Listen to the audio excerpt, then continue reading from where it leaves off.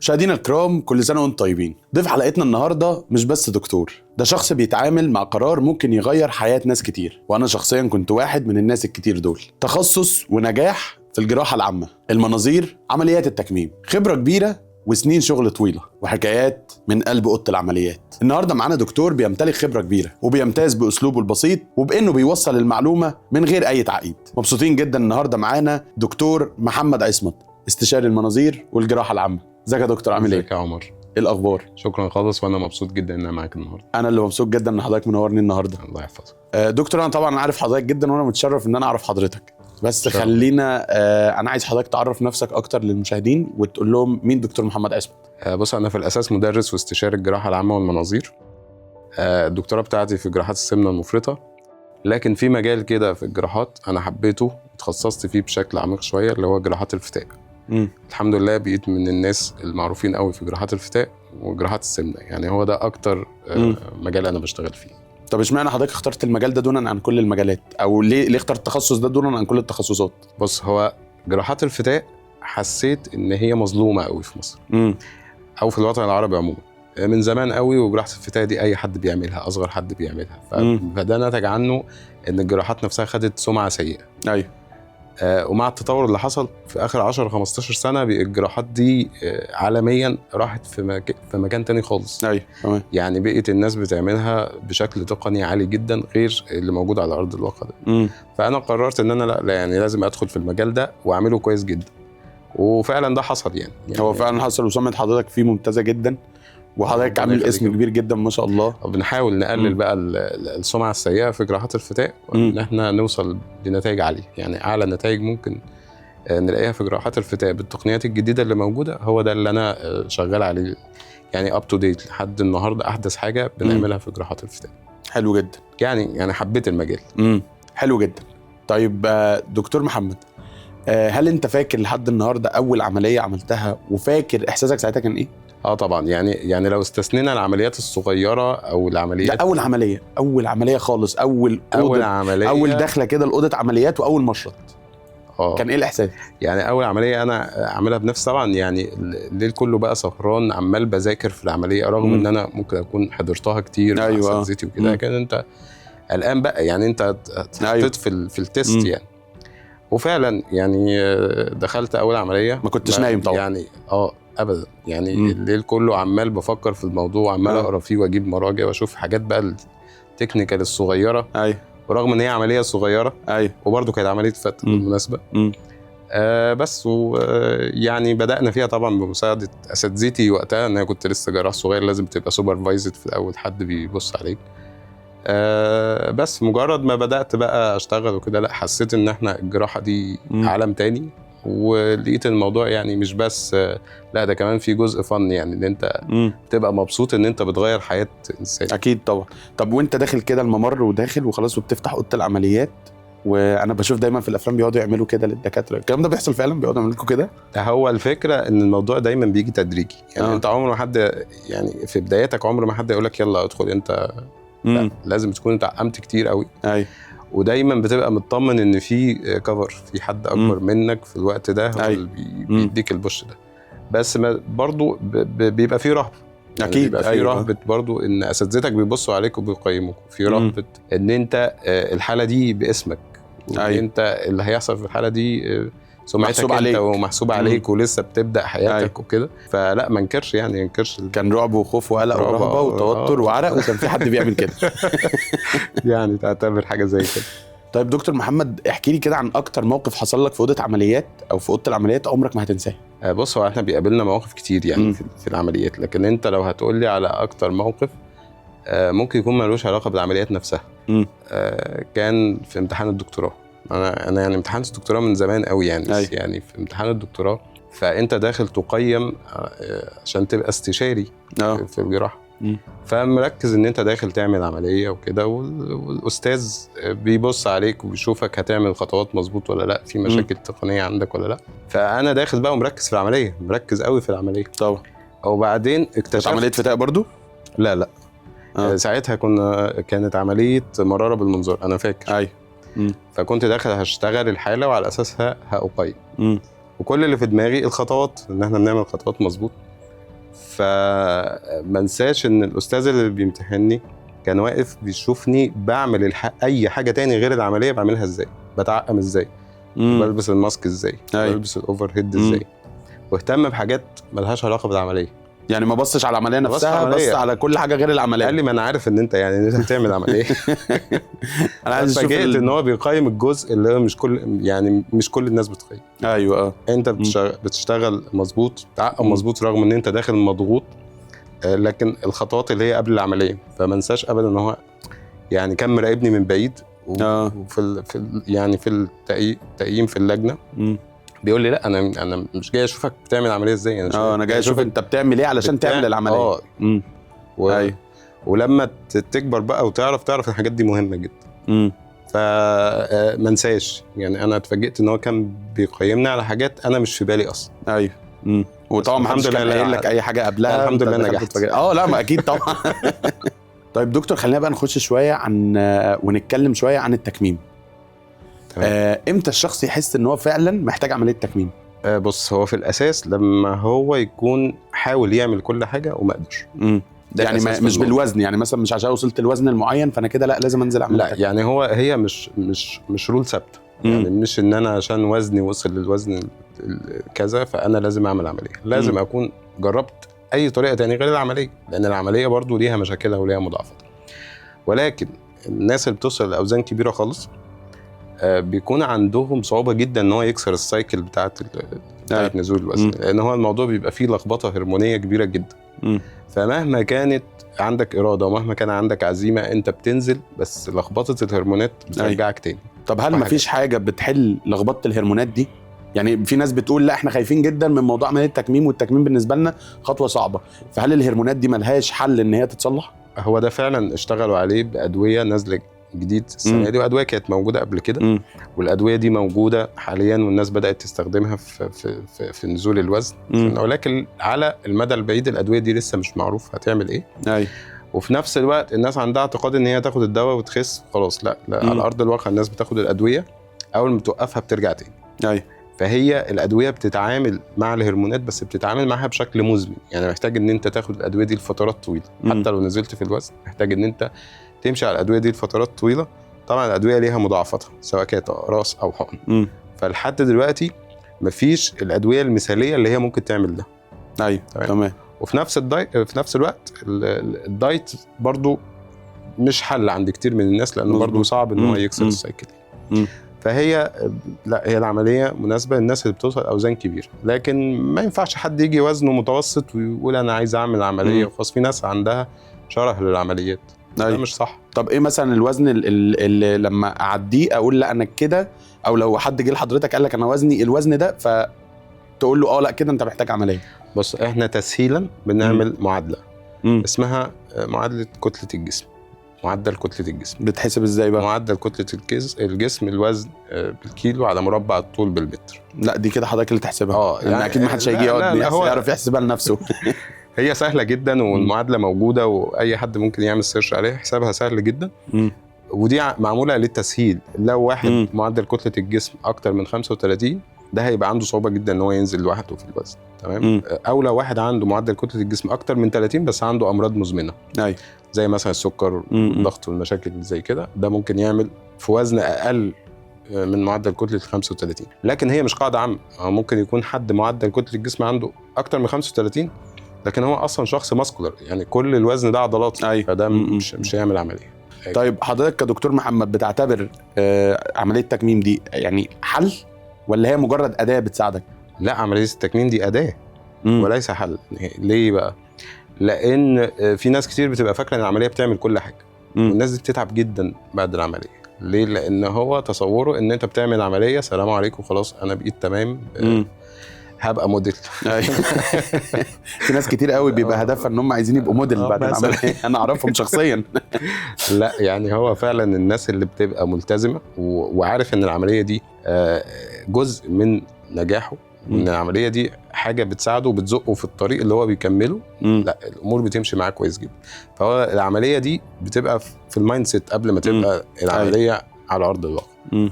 وده دايما اللي بقوله. وانا اشتغلت حالات كتير، حالات بشوف الناس اللي هي بتبقى ملتزمه وبيبقى فاهم القصه دي من قبل ما نعمل عمليه، ده بيبقى مبسوط جدا بالنتيجه وبيكمل حلو جدا طول حياته. وفي اللي بيبقى هو مش فاهم، هو فاكر ان العمليه دي هتتعمل وخلاص، اللي هو هينام هيصحى يلاقي نفسه خس، هو مش عايز يغير برضه مهما نتكلم معاه، لا هو مش عايز يغير. فده انا ببقى عارف ان هو هيلاقي صعوبات بعد العمليه ومش هياخد احسن نتيجه من العمليه. فعشان كده حضرتك بتنبههم من قبل ما يجي ان الموضوع محتاج ان انت تغير هنا قبل ما تغير هنا. بالظبط. وعلى فكره بسلكت، يعني مش اي حد بيجي بعمل له العمليه. في عقليات بتبقى مش مناسبه معاه خلاص، يعني هو مصر ان انا هعمل له العمليه، فخلاص هو كده لازم انا هعمل كل حاجه. فهو بيبقوا عايزين يعملوا كل حاجه زي ايه مثلا؟ يعني عايز يعمل ايه؟ هو مش عايز يعمل حاجه، هو عايز العمليه تتعمل فخلاص هو يخس وياكل زي ما هو عايز يعني هو عايز يعمل عمليه ويخرج ياكل زي ما هو عايز، ياكل زي ما هو عايز ويعيش زي ما هو عايز وما يتعبش ويبقى تمام لكن من ناحيه ان في تعب فهو في تعب للي مش ملتزم. يعني اللي مش ملتزم بالتعليمات وبالنظام الغذائي ممكن يتعب طبعا. لان هو بيبوظ اللي احنا بنعمله. في سيستم غذائي بيبقى محطوط ومعروف ومتابعات بتتعمل هدفها ان احنا نقلل الضغط على المعده الجديده. سواء في حالات التكميم او تحويل المسار ايا كان. فالنظام ده هو اللي بيسهل على الناس ويخليها ما تحسش بالم ويخليها ما تحسش بتعب ولا مغص ولا اي حاجه ويخس كويس خسسان صحي. في ناس لا مش تقتنع بده. يعني احيانا بعتذر لناس ان انا بتبقى خلاص العقليه انت عارف ان انت هتعاني معاها بعد كده. بالظبط. ده بيحصل على ارض الواقع احيانا يعني. طيب دكتور، ايه الفرق ما بين عمليه تكميم وتحويل المسار؟ لان في ناس كتير جدا ما عندهاش المعلومه الكافيه، او يقول لك انا عايز اجي اعمل مثلا انا عايز اخس فدكتور اعمل لي تكميم، فانت تقول له انا اعمل تحويل مسار افضل، فهو مش فاهم او مش عارف، هو عايز يخس مش فاهم ايه الدنيا. فايه الفرق؟ بص، هي عمليه تحويل المسار الهدف منها ان انت جزء من الامعاء بتخلي الاكل ما يعديش عليه. تمام. تلت الامعاء تقريبا. يعني لو قلنا ان متوسط طول الامعاء 6 متر ففي 2 متر الاكل مش هيعدي عليه، فمش هيحصل فيهم. دول بيتقصوا خالص صح؟ مش بيتقصوا، بيتحول الاكل من طريقه. يعني الاكل ما بيعديش فيهم اصلا؟ مش بيعدي فيهم.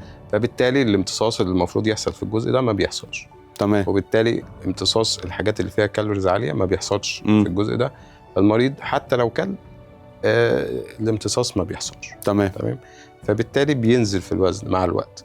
وهي عمليه انا بعتبرها من انجح العمليات في السمنه. يعني تحويل المسار انجح من التكميم او افضل من التكميم؟ انا بشوف كده. انا بشوف كده ان هي عمليه، اولا عمليه مستدامه اكتر. تاني حاجه ما بتعملش حموضه او ارتجاع. لكن معروف ان عمليات التكميم من العمليات اللي بتعمل ارتجاع بشكل كبير جدا. بعض الدراسات بتقول 30% من الحالات بيحصل لها ارتجاع، بعض الدراسات بتقول 50% من الحالات بيحصل لها ارتجاع، ودي نسبه كبيره قوي. تمام. يعني كل 3 بيعملوا عمليه فيهم 1 بيحصل له ارتجاع. لكن الناس عندها خوف من كلمه تحويل مسار. ايوه فعلا دي حقيقه. لكن المتخصصين هيبقوا فاهمين كلامي ان تحويل المسار انت بتحول الاكل في جزء من الامعاء، لكن في الاخر هي عمليه ممكن ترجعها. يعني نفترض ان بعد سنين اكتشفوا فعلا ان في ادويه كويسه وخلاص وهنوقف عمليه السمنه، عمليه تحويل المسار ممكن ترجعها نظريا. طبعا هو ده أيوة في الغالب مش هيحصل على ارض الواقع، بس نظريا انت ما فيش حاجه شلتها من الجسم. طيب هل فعلا، لان في حاجه كلام بيتقال وانا سمعت الكلام ده انا شخصيا، ان عمليه تحويل المسار بتتطلب ان انت تفضل تاخد طول عمرك فيتامينات، اما عمليه التكميم لا؟ فايه صحه الكلام ده؟ ده حقيقي، وهي دي المشكله. يعني دايما الاشخاص اللي هو بيبقى عارف نفسه، واحنا معظمنا كده يعني كشعوب عربيه، ان احنا صعب ان احنا نلتزم على ادويه طول العمر. فهي دي هتبقى المشكله. فطبعا هيتعب جدا مريض تحويل المسار لو هو ما خدش الفيتامينات، لو وقفها في اي وقت هيتعب جدا. شعره هيقع وهيحصل له انيميا وهتحصل له مشاكل كتير جدا. عشان كده برضو ده جزء من الخوف عند الناس. ايوه. فعلشان كده حضرتك بتفضل انهي اكتر؟ يعني انت تنصح لو حد جاي لك تنصحه بالتكميم ولا تحويل المسار؟ انا انصحه بتحويل المسار اذا كان شخص ملتزم. اذا كان شخص ملتزم، ولو مش ملتزم لا دي ولا دي. بالظبط. طيب في ناس كتير جدا نفسهم ياخدوا خطوه التكميم وبيبقى عندهم خوف مبالغ فيه، وانا كنت واحد من الناس ده. انا كان خوفي كان مبالغ فيه قوي.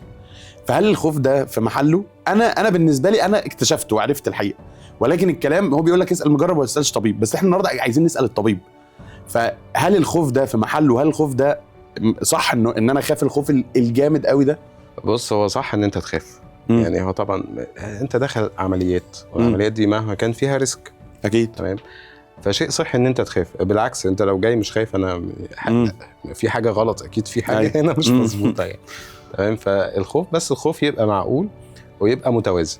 يعني انا ولا هبقى بجري ان انا اعمل لك عمليه وانت تقدر باي طريقه تاني تنزل وزنك، ولا انت يبقى عندك ريسكس اكبر من العمليه نفسها على مفاصلك وعلى ركبك وعلى صحتك والضغط والسكر وانت مش عايز تعمل عمليه. واكتر حاجات بتخوف من العمليات دي التخدير، ودي طبعا قصه خلاص نقدر نقول ان خلاص اصبح في خبره كبيره جدا في موضوع التخدير وتخدير مرضى السمنه بالذات. يعني ناس عمالقه اللي بيخدروا، والدنيا موصلي امان جدا يعني من ناحيه التخدير. الحاجه الثانيه اللي هو الجزء التقني، وخلاص ما دام انت بتعمل الجزء التقني ده مع حد كويس وبتستخدم ادوات كويسه فخلاص، يعني مش هتقلق بقى من قصص التسريب او النزيف او الكلام ده كله. بيت مقاربه للزيرو يعني. لا بس خلينا نقول ان في برضو في نوع من انواع القلق بيبقى في ان مثلا ودي انا سمعتها واتقالت لي، اللي هو خلي بالك ده في دكاتره بتستعمل التولز او الدباسات اللي استعملها معاك بيستعملها ويقوم مستعملها مع مريض تاني بعده عشان يوفر، لان الدباسات دي بتبقى غاليه. فالكلام ده ايه؟ والله بص، هو طبعا كل البراكتس ممكن تحصل تمام، ولكن انت علشان تعرف البراكتس اللي بيحصل معاك مظبوط ولا لا ممكن تعمل حاجتين. ممكن تطلب التولز اصلا اللي بتستخدم، يعني ممكن الدباسات مثلا تطلبها. انا من غير ما اطلبها خدتها بصراحه، فبنشكر الدكتور جدا اللي عمل لي العمليه. فهو ده براكتس موجود، اللي بيطلب الدباسه بياخدها. تمام. فدي طريقه ان انت تعرف بيها. بس احيانا يعني انت في مريض بيخاف من شكل الدباسه، ايوه، لكن هو لو مريض طلبها والدباسه بيبقى ليها سيريال نمبر بالمناسبه وكده، فالمريض بيقدر يدخل ويعرف دي اوريجينال ولا لا ومن الشركه ولا لا. هي دي الحاجات اللي تضمن لك العمليه بتاعتك تمت بدباسه كويسه وبادوات كويسه. تمام. الحاجه الثانيه البرايس. انت لو لقيت ان البرايس قليل قوي هتشك اكيد. ليه؟ لان هي الدباسات دي حاجات مستورده، حاجات بتتجاب بالعمله الصعبه. فطبيعي جدا ان الاسعار اللي احنا فيها مستحيل تبقى زي الاسعار من 5 سنين فاتوا ولا من 10 سنين فاتوا. لو انت حسيت ان الاسعار ثابته تشك، يبقى كده لازم تشك. لا، في حاجه غلط. تمام. وهي مش الدباسه بس، كل حاجه بقى بنستخدمها تاني. ايوه، من اول خيوط، كل حاجه ليها درجات وكل حاجه. فانت علشان تضمن خدمه كويسه لازم يكون البرايس معقول. مش بقول لك ان هو لازم يبقى غالي قوي، ما يبقاش مبالغ فيه، بس يبقى حاجه لازم معقول. يبقى معقول منطقي. تمام. والحاجه الثانيه ان انت تقدر حقك ان انت تطلب الحاجات الاساسيه اللي بتستخدم زي يعني ده شيء طبيعي ان انا لو عملت العمليه اطالب ان انا عايز الدباسه اللي انا عملت بيها جدا. يعني ده شيء عادي جدا جدا طبعا. حقك، ولازم تعرف ايه كمان نوع الدباسه. ممكن وحضرتك بتعمل كده. ممكن وبعمل كده. انا جربت وشفت، ودي حاجه حصلت معايا. انا الدباسه بعد ما خلصت دي دباستك اتفضل، بس انا قلت لهم لا مش عايز شكرا، انا مش عارف بيها حاجه، يمكن مش هاخدها احطها هو ده يعني هو ده البراكتس اصلا الصح. وده من اسباب ان انا اصلا يعني ما كنتش حابب ان انا ادخل في صراع السمنه المفرطه. وكل الناس بتعمل عمليات السمنه المفرطه ان هي واخده منحى تجاري شويه. فانا ما كنتش حابب ده، بس انا دلوقتي رجعت بشتغل في موضوع السمنه، لان هو جزء كمان من عمليات الفتاء عندنا ان انت تعالج للمريض السمنه.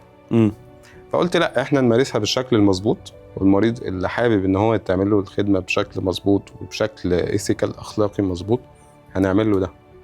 حلو جدا. طب دكتور، لو رجع بيك الزمن هتختار نفس التخصص ولا هتغير؟ بصراحه لا، اختار نفس التخصص. يعني لا، يعني انا حابب المجال، لكن هو في بعض المعاناه في مجتمعاتنا العربيه وفي الافكار اللي موجوده، في مشاكل كتير بتقابلنا طبعا. لكن هو ميزه المجال بتاعنا ان انت بتغير حياه انسان. يعني ده احلى حاجه في المجال، ان انت المريض بيدخل بشكل بيطلع بشكل تاني خالص. فده في حد ذاته انا بشوفه انجاز يعني. فلا، مبسوط بالمجال طبعا. ونفسي ان احنا نستمر مع تغيير المفاهيم اللي احنا بنحاول نعمله دي، ان احنا بنتكلم وبنفهم للناس وبنوضح ازاي يعني الموضوع بيتم، وان الموضوع ازاي هو رحله. يعني انا مش مجرد ان انا بعمل عمليه، مش عمليات السمنه بس، كمان عمليات التانية. هو المريض بيبدا رحله بالظبط، فهو لازم يختارني مظبوط وانا اختاره مظبوط. بس طالما ده موجود واحنا متوافقين هنمشي الرحله مع بعض. يعني الموضوع مش مجرد هي عمليه وهنخش وهنعملها وهنخلص، لا ده الموضوع ليه جوانب تانية ما حدش يعرف عنها حاجه. جدا جدا. محتاج ان يبقى الشخص اللي قدامك متفهم، وتكون انت كمان متفهمه، ويبقى في نوع من انواع ايه الصداقه زي ما ايوه بنقول. صح. طيب ايه نصيحتك لاي حد دلوقتي نفسه ياخد قرار العمليه بس خايف ومرعوب بسبب حاجات كتير جدا، فايه نصيحتك ليه؟ يعني انا هقول له وازن امورك، تجيب ورقه وقلم وتكتب المخاطر اللي انت فيها دلوقتي، وهل تستحق ان انت تتعرض لمخاطره العمليه ولا لا. لو حسيت ان انت المخاطر اللي انت فيها عاليه، لا اعمل عمليه، لان المخاطر اللي انت فيها مش هتخلص، دي هتزيد مع الوقت. فكل ما بتعمل عمليه بدري انت بتلحق نفسك بدري وبتقلل على نفسك الريسك بشكل اكبر يعني. فما نخافش، بس اختار صح، يعني اختار صح. سواء الجراح، اختار كايه بقى؟ الجراح يعني اختار ايه؟ الجراح؟ تختار الجراح طبعا، اللي هيمشي معاك الطريق زي ما احنا اتفقنا، وتختار حد امين، ان هو يبقى امين في التولز اللي هيستخدمها، ان هو يعني هيعمل معاك كل حاجه صح كانه بيعمل ده مع حد من اهله. تمام.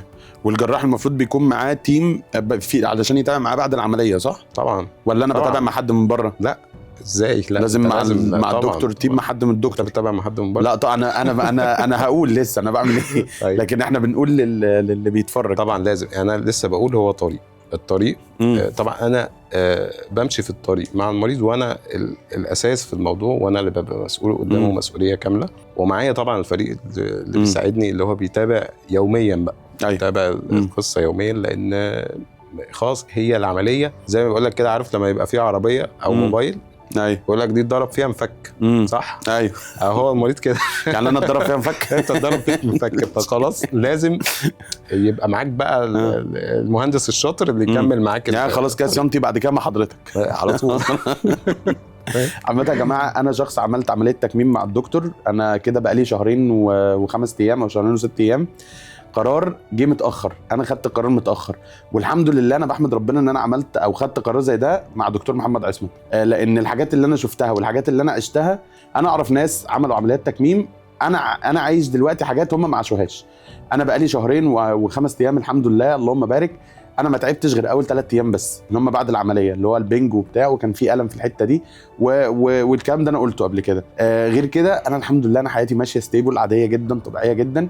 وده علشان اللي كان الدكتور بيتكلم فيه طول الحلقه، اللي هو ان انا اخترت جراح شاطر، حد كان امين، حد كان ثقه، حد قدر ان هو يقول لي طريقك كذا، هتمشي كذا، وحد كان امين معايا جدا من قبل العمليه. هو قعد قال لي انت هتواجه 1 2 3، ولو مش هتعمل 1 2 3 يبقى ما تعملهاش. فهتقدر؟ قلت له هقدر. فكملت، فالحمد لله العمليه نجحت. فانا من مكاني ده، لو هتعمل عمليه ما تختارش جراح شاطر، انا بقول لك اختار دكتور محمد عصمت. مش والله مش عشان حاجه، بس انا عايزك تعيش التجربه اللي عشتها. الموضوع سهل وبسيط وسلس وما فيهوش اي صعوبه. فانا بشكرك جدا بجد يا دكتور. انا عايز اقول لك ان انت برضو من الناس اللي يعني انا اخترت معاهم الطريق مظبوط برضو. لان انت من ساعه ما جيت وانت في دماغك دايما طب انا اللي عليا ايه. ايوه. فده مخليك طول الطريق انت فاهم القصه، وهو ده اللي انا بقول عليه، ان لازم يبقى في توافق. بالظبط. المريض يبقى فاهم هو عايز ايه من العمليه، وانت تبقى معاه في طول الطريق بتساعده. طب دكتور، ايه اكتر حاجه نفسك الناس تفهمها او الناس فاهمها غلط عن شغلك؟ بص هقول لك على حاجه يا عمر، هي الناس فاهمه حاجات كتير غلط يعني، بس اكتر حاجه نفسي الناس تفهمها ان الجراح الشاطر مش اللي بيعمل عمليه. يعني ممكن جراح يكون بيعرف يعمل الزايده الدوديه مثلا، تمام، عمليه الزايده، تمام، هتلاقي معظم الجراحين حتى المبتدئين بيعملوها، تمام. لكن الجراح الشاطر هو اللي يعرف يجيب اخر الموضوع. يعني سي مثلا ان هو دخل لقي ان الزايده دي فيها ورم، حلو، هيتصرف ازاي؟ هيعرف يستأصل القولون ولا هو هيوقف عند كده؟ فالناس فاكره ان الجراح الشاطر هو اللي بيعمل عمليه ويمشي. لا، الجراح الشاطر هو اللي بيعرف يطلع بمريضه. حلو. بمعنى ان المريض لو حصل معاه لا قدر الله مضاعفات، ودي حاجه وارده في الجراحه ونسب المضاعفات معروفه عالميا، هو اللي يقدر يطلع بمريضه لبر الامان باقل خسائر. فده نفسي الناس تفهمه. هو الناس فاهمه ان الجراح يعني هو الموضوع مش مشرط وان احنا هنخش وهنعمل عمليه وخلاص. لا، ده الموضوع اكبر واوسع من كده بكتير. بالظبط. الجراح الشاطر هو اللي لما المريض يتحط في مشكله هو يعرف يطلعه منها باقل خسائر، مش اللي هو بيعمل عمليه وخلاص. بيعملوا عمليه كتير. بس فهو ده المفهوم اللي انا عايز افهمه للناس. بالظبط، كلام مظبوط جدا. عامة يا دكتور، اتبسطت جدا ان انت كنت معايا النهارده، واتبسطت جدا بالحلقه دي. حلقه مليانه معلومات وحلقه شيقه جدا. فاتبسطت، وان شاء الله ما تبقاش اخر مره. احنا اكيد عندنا اسئله تاني كتير، واكيد الناس هتسال اسئله تاني كتير، فان شاء الله نتجمع مع حضرتك في حلقه تاني اكيد إن شاء الله. ونسال بقى كل الاسئله اللي الناس هتسالها. طبعا. اكيد طبعا يا دكتور، وانا اتشرفت بيك جدا. ربنا يخليك يا عمر، نورتني. شكرا جدا ليكم، اتبسطنا ان احنا كنا معاكم في حلقه النهارده، واستنونا في حلقات تاني مع ضيوف تاني كتير.